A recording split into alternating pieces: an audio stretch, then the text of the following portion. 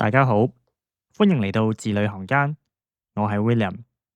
上一集我哋講到，我哋腦入邊嘅小對話一旦失控，連天才嘅棒球投手都會崩潰。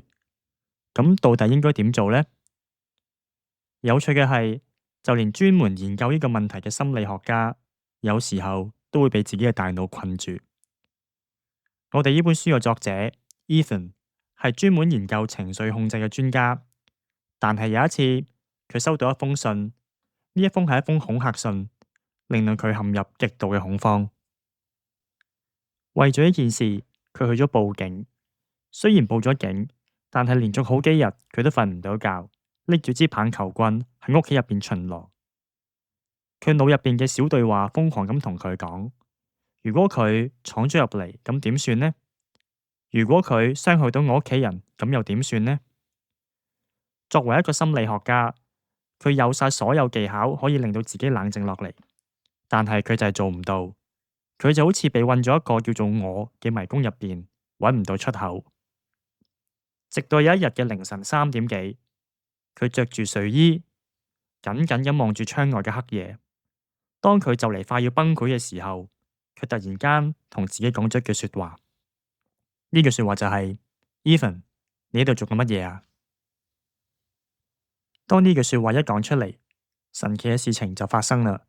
佢腦入邊嗰本瘋狂嘅焦慮感，就好似篤爆咗嘅氣球一樣，瞬間消失咗一大半。點解呢？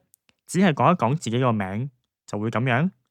心理學家發現，我哋人類有一種好奇怪嘅現象，叫做所羅門悖論。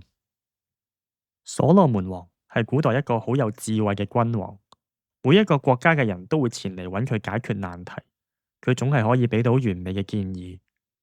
但係當佢處理自己嘅家庭問題嘅時候，總係會做一啲好愚蠢嘅決定，最終導致佢嘅國家分裂。呢個就係所羅門悖論。佢嘅意思就係，當我哋俾別人建議嘅時候，我哋總係聰明，總係智者，但係處理自己嘅問題嘅時候，就往往似一個傻瓜。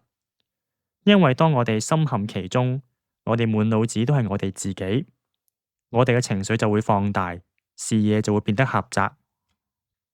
而我哋嘅作者 Ethan 嗰日凌晨無意間用咗，就係破解呢個悖論嘅終極工具——距離化自我對話。當你嘅心入邊同自己講我好焦慮，我應該點做嘅時候，你係用緊第一人稱，咁樣會令你深深陷入情緒之中。但係當你改用自己嘅名字，或者用你啊、他啊嚟稱呼自己嘅時候，大腦嘅運作機制就會瞬間改變。書入邊作者做過一個實驗，等受試者諗下，如果發現自己嘅親朋好友犯罪，咁會點算？如果受試者係用我呢個角度嚟思考，譬如啊，佢哋會諗我點樣做呢？我會考慮乜嘢呢？呢個結果就係佢哋往往會包庇自己嘅親朋好友。但係如果佢哋被要求用自己嘅名字嚟思考，譬如用 William 啊，條問題就會變成咁樣啦。William，你應該點做呢？ William，你應該考慮嘅係咩事實呢？如果從呢個角度思考，佢哋就比較可能容易做出一個公正嘅決定，向警察舉報。